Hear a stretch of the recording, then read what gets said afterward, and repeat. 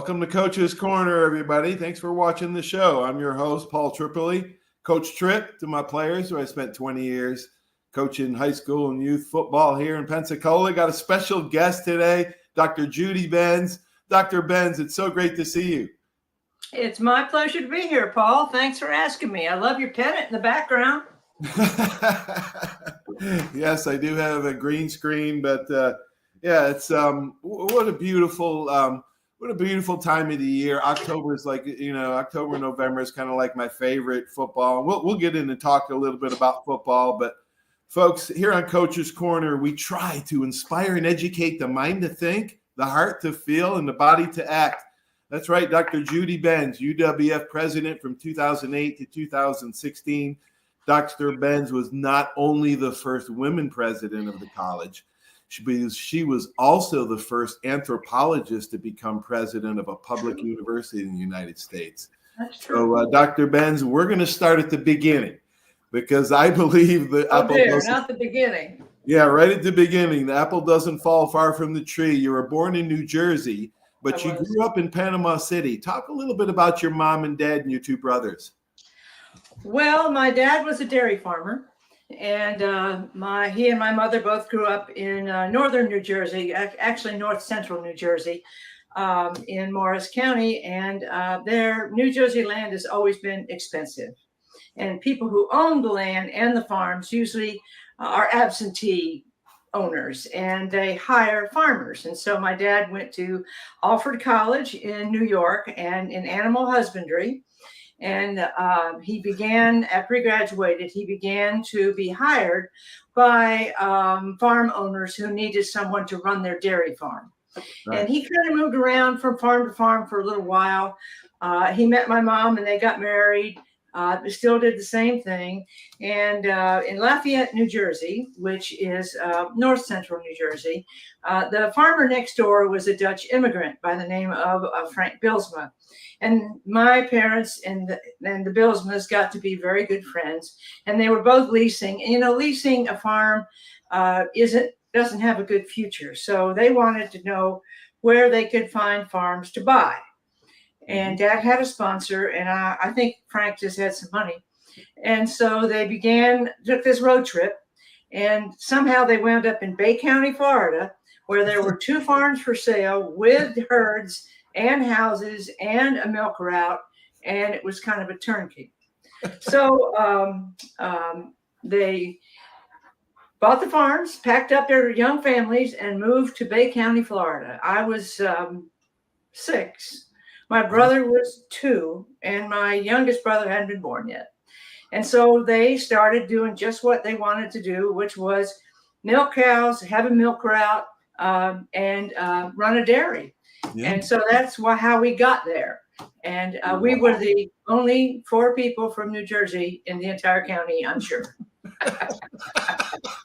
What a story to go there. What a culture change. What a culture. Oh, my goodness. Oh, my mother never got over it. Never got over it. Oh, is that right? Oh, my gosh. No. My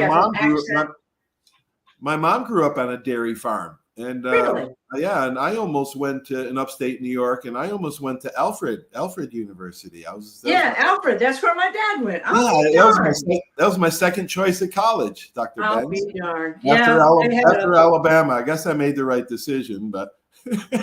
Well, you never know. You just don't. And my dad had a godfather. His biological family, which is a wonderful family, just didn't have any money. But he had a godfather that sponsored him as a young man. Right. Oh, what a great story. All right. So is it true that when you were just 8 there, moving only a couple years in Panama City, that you knew you wanted to be an archaeologist? Well, that's a funny question, Paul. It's a funny thing. Yes, the answer is yes. My father was an only child, and so his parents followed him down to Bay County, and his aunts moved down with him, lived with. They were sisters, and so the 2 sisters lived together. One was married, Frances. The other, Elsa, was not married and was a professional woman in New York as a legal secretary, and really supported the family in many ways. Right. And so she gave me a subscription to National Geographic in 1957. I must have been 12. Oh, wow. And I began to read them. And I was always a big reader. My parents read to me. I read a lot. I was always curious to read biographies and all kinds of things. And I kind of read the libraries out. I went to a little country school, Highland Park Elementary, which is still alive and well. And anyway, I began to be curious about the past. And as I look back at it, I think what I began to learn from National Geographic and reading history books is that the past is knowable, even though everybody's dead. And that when you're a teenager, 12, 13, 14, is a curious concept. Mm-hmm. And so if somebody else could do it, I could do it. We had a little, you probably had it too in grammar school, a publication called The Weekly Reader. Mm-hmm. And it was the news and science, mainly science and history. And then they began to develop radiocarbon dating. Dr. Leakey found our earliest human ancestors at the time in Africa. And I thought, wow. And I just got more and more interested in it. And my parents were, whatever makes you happy. Yeah. And right. so I decided at an early age I wanted to go to Egypt and dig up mummies. And I realized what I had to study in college and make sure I got in college. And then I realized that I wasn't going to Egypt and dig up mummies. To an Ivy League, you had to have money, and the jobs were scarce as hen's teeth. So I quickly learned the archaeology that I could make a living at, which is archaeology in the United States, which is fascinating and much harder than going to Europe, to Egypt. Yeah. Wow. What a great story. Okay. So you fast forward to 1977, you began teaching. Mm-hmm. But let's talk a little bit. Let's talk a little bit about FSU. And we'll talk football, but in a little while, because the foresight that you had is amazing. So we'll talk about that. But I want to finish 1977. You began teaching anthropology and archaeology at UWF. And then in 1980, you established an anthropology program. Later, you started underwater archaeology program. Talk about these programs and some of your challenging obstacles that you had to overcome, and maybe the greatest discoveries that you had found. Well, I got my PhD in 1972 when I was 27. And that's pretty young. And I've always kind of been on a fast track. I'm that way. Maybe I'm ADD. I don't know. Yeah. But both my parents dropped dead. They dropped dead in their middle 40s. Oh my God. They did. And I was the oldest, and I was 2 months away from graduating with my PhD.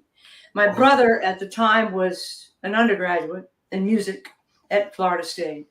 So when I got my degree in 72, the younger brother was in junior high. Somebody had to go home and take care of the family. And so I could not practice from 72 until the old folks passed away. The boys, my brothers, were out of college. And so in 77, I could return or began in archaeology. And in Panama City, University of West Florida had an extension center, like we have one in Fort Walton. We used to have one in Panama City. And so I walked in there and said, well, I've got a PhD in archaeology and anthropology, and I'd like to know if there's a way that I could sort of start my career and teach. And they said, you have a what? They said, of course you can teach here. So I started night school. And I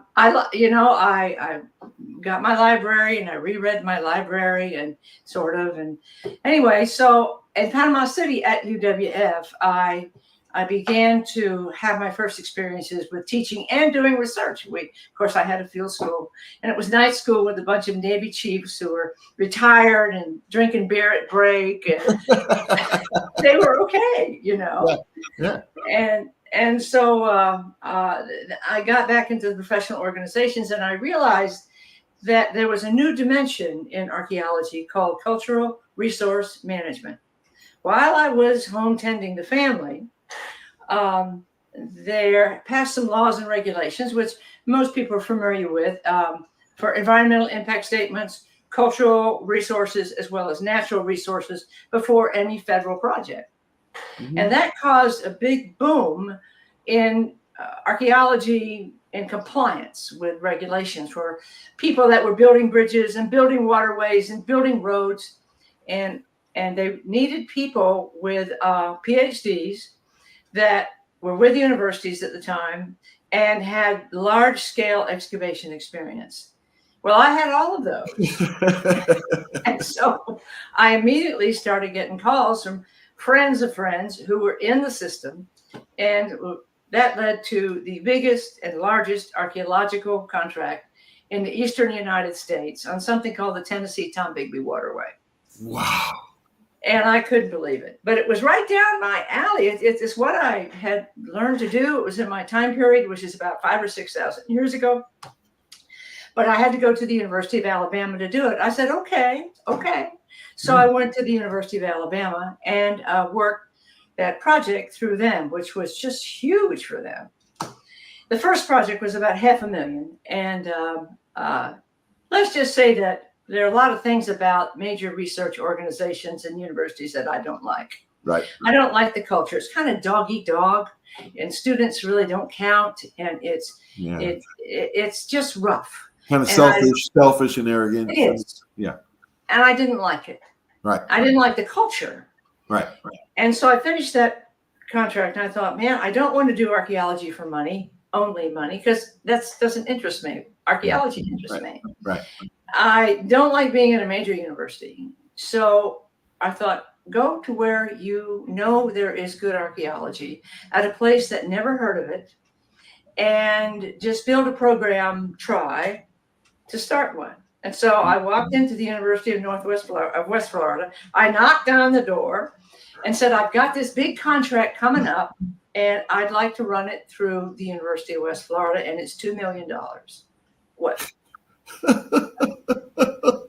That started it all. So I am a walk-on to the University of West Florida. And I laid my cards out on the table. I wanted to start a department of anthropology.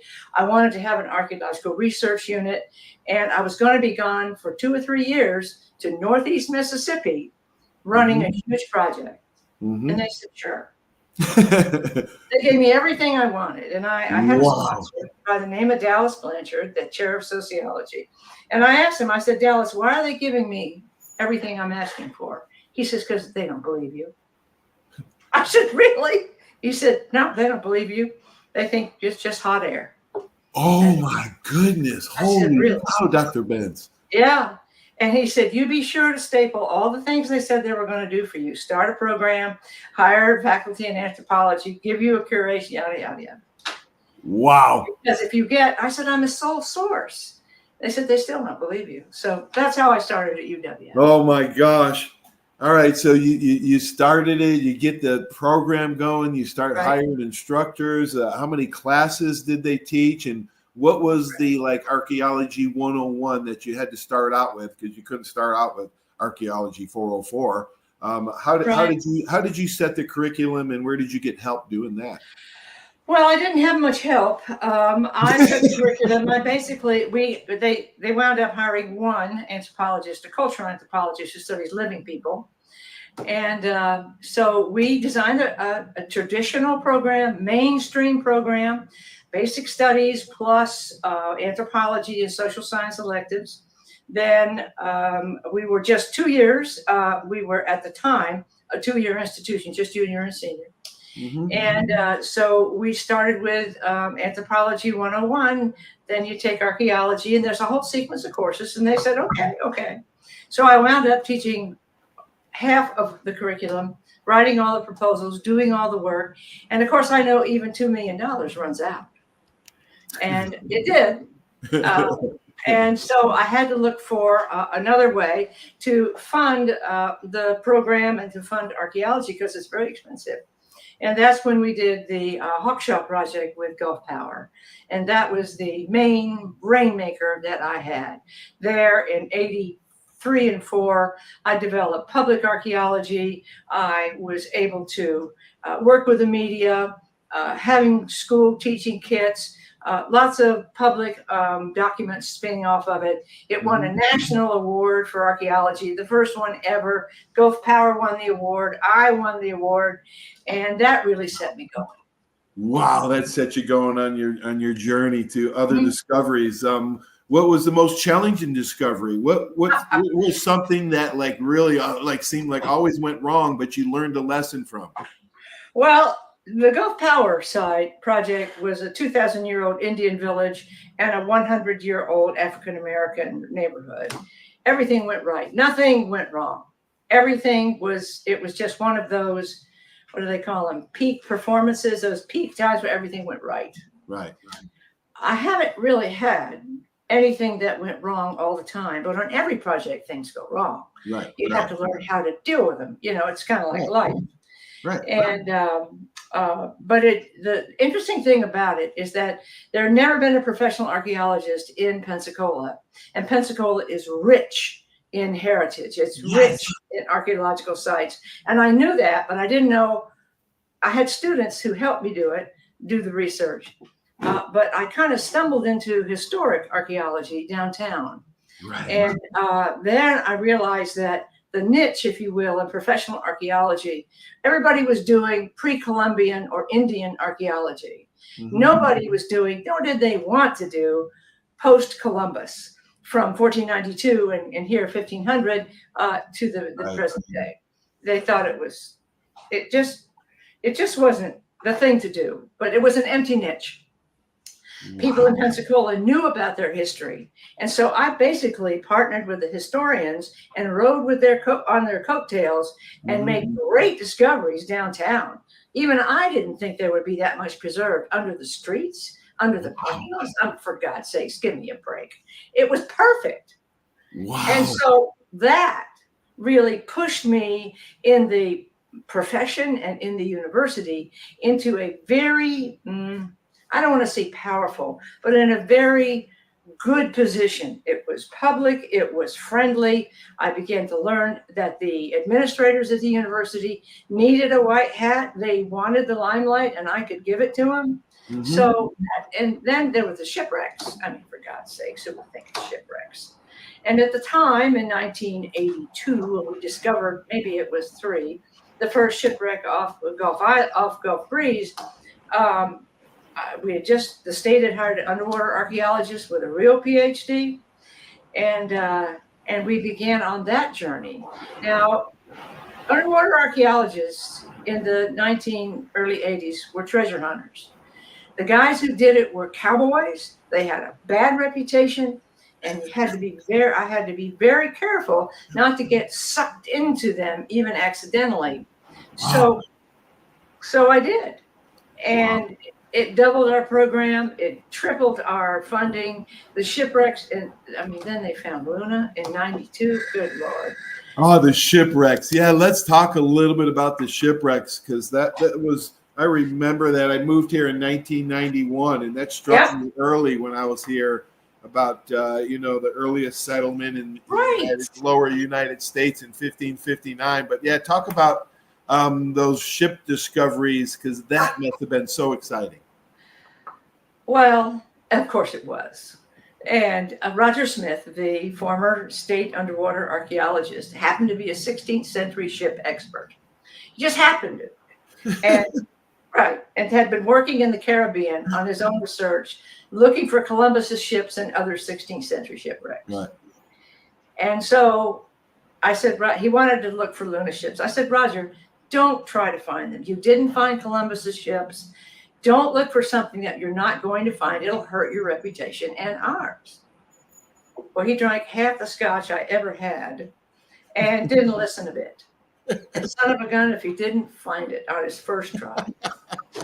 So you can see, Paul, the story of archaeology and my career and the university's public face, it really has been one of good luck, of taking advantage of opportunities, of taking a moderate risk, going into historical archaeology, which I knew nothing about, going into shipwreck archaeology, which could have been professionally dangerous. Right. But the resources were so good that the way we handled it was so professional that it turned out to be just right and began to be a stellar program at the University of West Florida. So I know. And Dr. Bense, man, we're so proud of you, man, for doing that. I mean, what a great, I mean, you lived a great life. You're following your passion. I really have, Paul, and I'm very blessed, although it was hard work and risky. Right. I mean, becoming president, I mean, who ever thought someone would ask me to be president of the university? And, I mean, when they asked me, I thought it was a joke. And I said, well, of course not. I'm involved in work in Mexico, following the people who came. I mean, no, this is cutting edge research. And I said, I'm doing exactly what I want. I'm at the peak of my career. Why would you ask? Well, and President Kavanaugh had left quickly. He kind of cut and run. He got a better job offer after he got a big raise here. Right. He used that to parlay that into a big, high-paying job in Pennsylvania. And the board was, and the community were miffed. And they wanted somebody they could trust and that they knew. And I said, no, thank you very much. I'm very honored, but no. And about the fourth time they asked, they ganged up on me, meaning the administration. And I said, all right, I'll throw my hat in the ring. Ed Rinelli will get it. All right. And they were quiet. Right. And then comes time and they vote for me. And I'm thinking, what? I said, all right. I'll do it for 9 months. That's it. You do the search for the president. I'll keep the university between the ditches. Okay. Right. I'll put some of my projects on hold. They can stand 9 months. I'll call the people I'm responsible to and tell them this is extenuating circumstances. Oh, that's right, because you're interim president first, right, Dr. Right, right. That's all I was going to be, was the interim. Okay. So anyway, so there I am, and they don't do a search, the board of trustees. And I said, wait a minute, now you got to do the search. You have to have it advertised by Christmas. You interview in the winter, and you set it up for the person, whoever wins it, to show up. You decide by the end of the spring semester. They said, well, would you serve another year? I said, all right. And they still didn't do a search. And I said, when are you going to do a search? By that time, I'd gotten some projects going, and they liked it. The advertising project, the dorm building project, the media blitz. Right. So finally, they said, in your interim contract, it says that you cannot apply for the presidency. I said, right.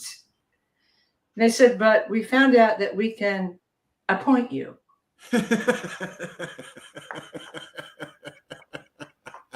I said, well, would you do it? Well, was the big decision. Right. Do I leave archaeology for a long time and let these projects, all of them, go? Oh, gosh. And I knew what being president was going to be like. No life, scheduled to death. Right. Completely, you travel half the time. Right. But opportunity only knocks once. Yes, ma'am. That's right. Yes, ma'am. And I'm glad you said, hey, all the football players that ever played, all the teachers, all the professors, everybody, all the head of departments are thankful. Thankful you said yes. So let's talk football. Okay. I think you had foresight when I had Coach Bobby Bowden on my show when he was doing his book tour right before you hired Coach Shinnick. He said that it's going to be a huge success. And I had friends, Dr. Bense, that were like naysayers. And I'm there were naysayers. Oh, talk about some of the naysayers. But I want you to talk about, was it your love at FSU and you saw the university community come together over football? What spurred you to take that risk and jump into that territory? Because it just amazes me how the courage that you have and the stuff you had to go through. Well, when I was at FSU between 63 and 69, we had Coach Pete. Oh, what was his name? I forget his last name. We had a coach that was moderately well known. We were in bleachers, and we had a great time. We weren't necessarily winners. I think we won against Florida for the first time in that time period. But then, as an alum, as FSU began on its track to greatness and being a Division I contender and growing, I saw in the early, while I was president, I saw and knew why FSU had grown. It was football. That was the big thing that gave them attention. They were winners. Bobby Bowden was the coach. He was beating everybody or trying to, and it galvanized and grew that university. Right. It wasn't their academic prowess. They're great academics, don't get me wrong, but it wasn't them. It wasn't the arts. It wasn't science that really pushed them over the top. It was football. And I realized that football, not having that, I realized that one of the steps and requirements of real academic and university growth includes football. And like, why wouldn't we have it? Look at all the football we have. Look at we're only Division II university in the entire state. None of them had football. Right. And I thought, that's a recruiting advantage. Wow. Wow. So I also knew that there are very few things really that a president can do at a university. You have to have your strategic plans. You have to have, vice presidents implementing everything. And that's the way it works. And it's fine. But every once in a while, there's something a president can do as a personal initiative. And so I was having a hard time about 2011, 2012, the roller coaster of, you do it right, you do it wrong. And I thought, I need something fun to work on. I need something fun that will be really good for the university and that I like. Right. And so I had a little talk with the athletic director, the interim athletic director at the time, Dave Scott. And he said, yeah. So I began we decided to hold a pep rally, and it was where I lifted the helmet up in the pep rally. Yeah, I remember that. Music was playing, and so But anyway, so I knew it was a good idea. Nobody had to convince me. You wouldn't listen to the naysayers. No, I didn't listen. No. And the way I described the way Dave Scott, the athletic director, and I did football is that he did the work and I kept the wolves away. I kept the door closed. I didn't let anybody distract me. You kept the bad cancer out of the way. I did. Dave, let's give some flowers to Dave Scott, man. What a tremendous. Oh, absolutely. He did the work. Oh my gosh, what a great athletic. He's really good. So anyway, I began to go to the civic clubs and talk about it, and nobody said anything bad. Nobody did. Right. The faculty grumble, but the faculty grumble about lots of things. And we had to prove to the faculty that we weren't using money for football that we could have used, that they could have used. We could have used for supplies, raises, or bonuses. So you had to be careful about the money. And I thought, well, I'll get it at the legislature because they've supported every other football university that started football by raising their athletic fee, which gives them a boost. And cash to do it. Yeah. For 3 years, I got not no, but hell no. And I thought, wow, they're not going to give us a damn nickel. Wow. The legislature. Wow. So I held a town hall and I said, look, we're not going to get the money. We just came out of a recession and nobody's going to give us the money. Right. So we're going to do it the way we've done everything else in Northwest Florida. We're going to roll up our sleeves. We're going to save up our money, and we're going to do it ourselves. We may start out on a grass field, on the intramural field with rented bleachers and a sound system. But that's how we're going to start. Darn right. And I said, I have to wait. We got money. We got to build a field. I got enough to build a field.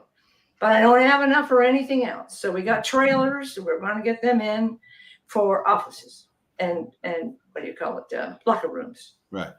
So we just kept building it. We just kept getting this, and Dave got that. And, we got enough money to do the field. We did the field. So the point is that by the time we were ready, which was 2016, actually it was 2014, I knew we would be ready to play.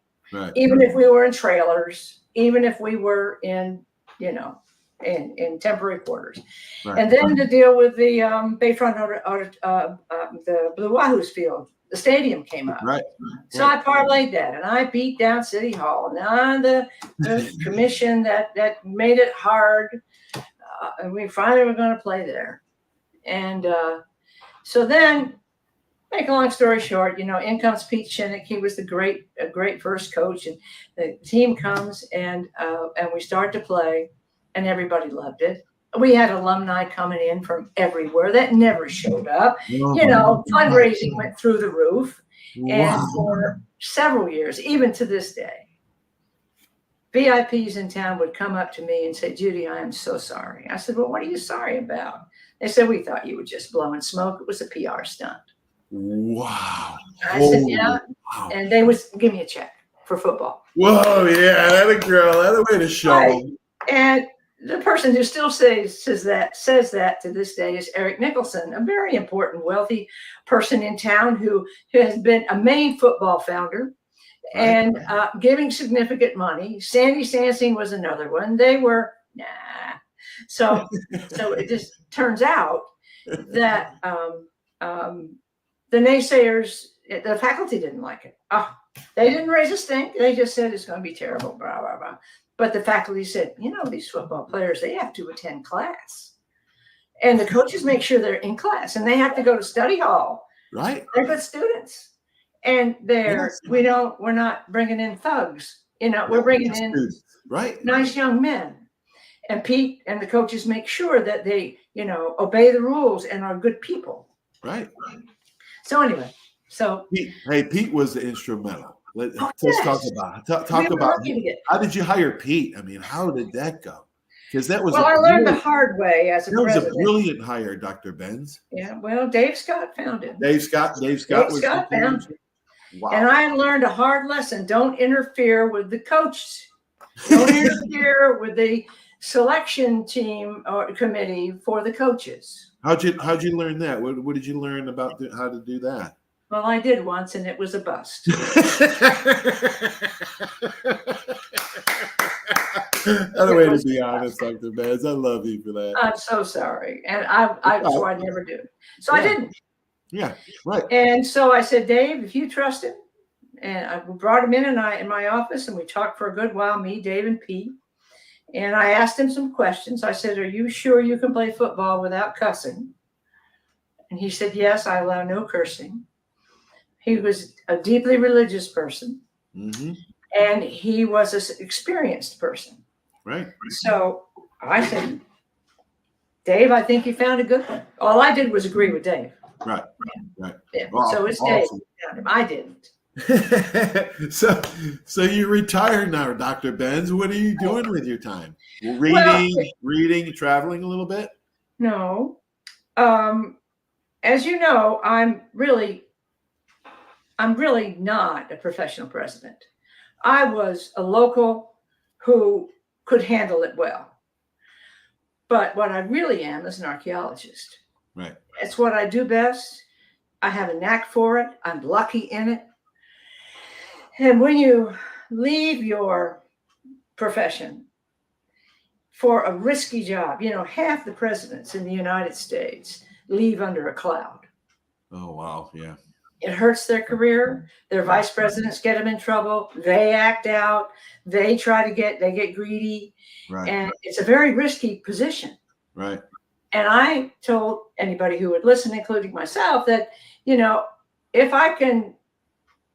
I can exit the presidency without any problems, if I still have the energy and I still have the desire, I want to finish up what I should have been doing in those 9 years. I want to finish it up at the end. Right, so when the Board of Trustees asked me to serve another 5 years, I said, no, I won't. But what I will do is not ask you for a raise, and I will leave when the end of the first football season.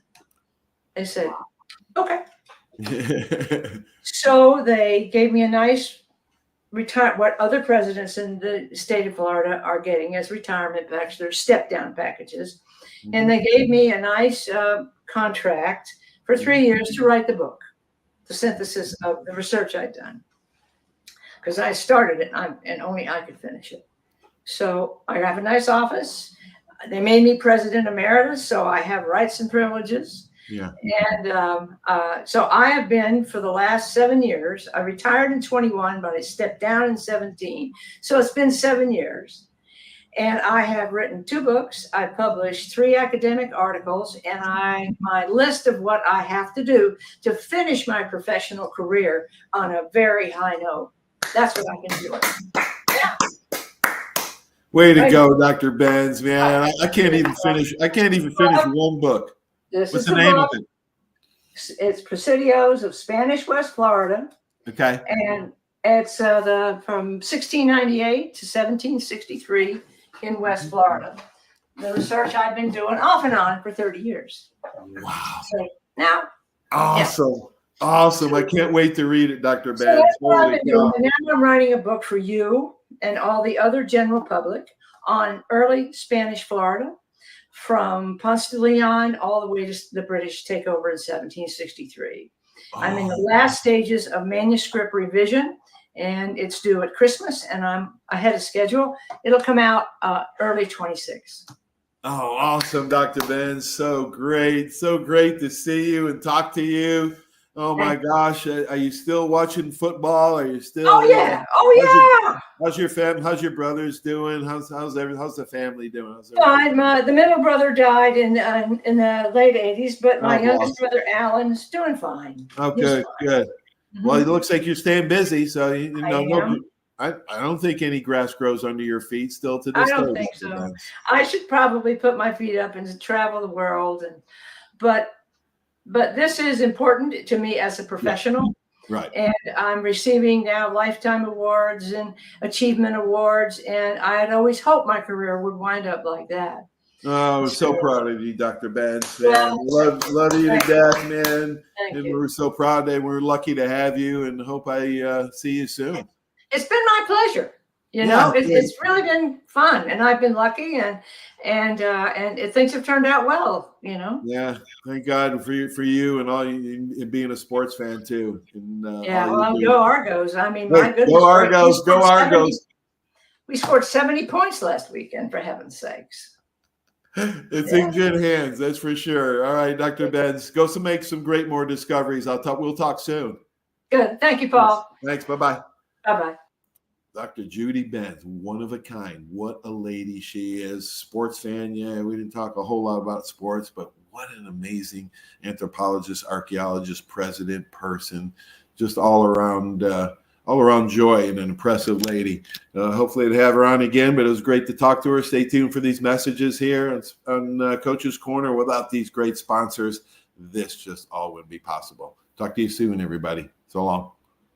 There's a reason why Hill Kelly in Pensacola is the #1 selling Chrysler Dodge Jeep Ram dealer between Jacksonville and New Orleans. While other dealers have taken advantage of a competitive market with higher prices, Hill Kelly has discounted prices to the lowest of the year. And Hill Kelly in Pensacola won't surprise you with excessive charges beyond the selling price. Come see why people from Milton, Pace, Foley, Bay Minette, Daphne, Gulf Shores, Mobile, and beyond are driving to Hill Kelly in Pensacola to buy their next new Chrysler, Dodge, Jeep, or Ram. At Hill Kelly, the bottom line price and your satisfaction are what really matter. So before you sign, check the bottom line and make the trip to Hill Kelly in Pensacola to see what true local ownership can do for you. At Hill Kelly Chrysler, Dodge, Jeep, Ram, Highway 29 in Car City, Pensacola. Or shop online 24/7 at hillkellydodge.com. When it comes to bottom line pricing, nobody beats a Hill Kelly deal. Nobody.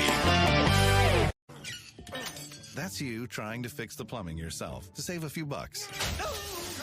Doing things yourself doesn't always end well. The same goes for insurance. That's why Auto Owners works with local independent agents who tailor coverage to meet your needs and offer discounts for life, home, car, and business insurance. Because sometimes you need a professional to get the job done right. That's simple human sense. 75 years of service in high tech today. It's Pensacola Glass Company at 433-8348. High tech is a term often applied to advanced services and products in today's marketplace. And today, glass is much more than the simple painted brittle, see-through stuff we hit baseballs through when we were kids. Glass is now a product with unique flexibility in both performance and application. And Pensacola Glass Company is growing right along. That's Pensacola Glass Company at 433-8348. Are you riding around in a filthy vehicle? Dirty car no more. Visit Ronnie's Car Wash today to get it shining in no time. They have 3 convenient locations with another coming soon. The unlimited monthly wash packages start as low as $14.95 per month with free vacuums, multi-purpose spray and towels. Visit them in Gulf Breeze, Navarre, Fort Walton, and soon Crestview. Don't wait, wash today. Be sure to see Ronnie's Car Wash on Facebook to see the latest specials and discounts. You'll be riding and shining in no time.